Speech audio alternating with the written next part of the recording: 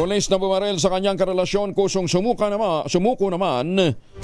Detalye ng balita mula kay Jun Soter mula sa Action Roger Bao. May buntag ni mo, Jun.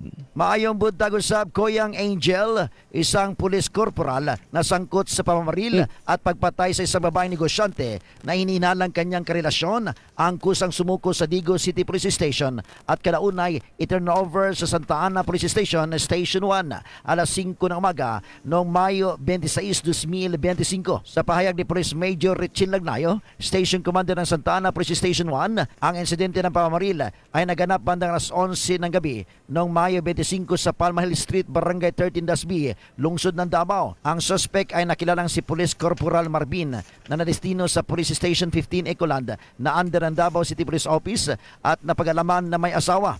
Ayon sa mga saksi, positibo nilang kinilala ang suspect matapos ipakita sa kanila ng mga investigador ang ilang larawan. Tumugma rin ang kasuotan ng suspect sa mga detalyeng ibinigay ng mga testigo sa oras ng krimen. Dagdag pa ni Police Major Lagnayo na nasa kanilang kustodiya na ang pulis na suspect at nakumpiska mula sa suspect ang kanyang service firearm, mga bala, police ID at iba pang personal na kagamitan. Ang mga ito ay isa sa ilalim sa masusing pagsusuri bilang bahagi ng isinasagawang investigasyon. Tiniyak ng pamunuan ng Davao City Police Office na ang nasabing pulis ay mananagot sa batas at daraan sa dapat na proseso ng investigasyon bilang bahagi ng kanilang pagtutok sa patas na pagpapatupad ng hustisya. Ito si Jun Soter para sa DZRH. Una sa Pilipinas, una sa Pilipino. Dagan salamat, Jun Soter.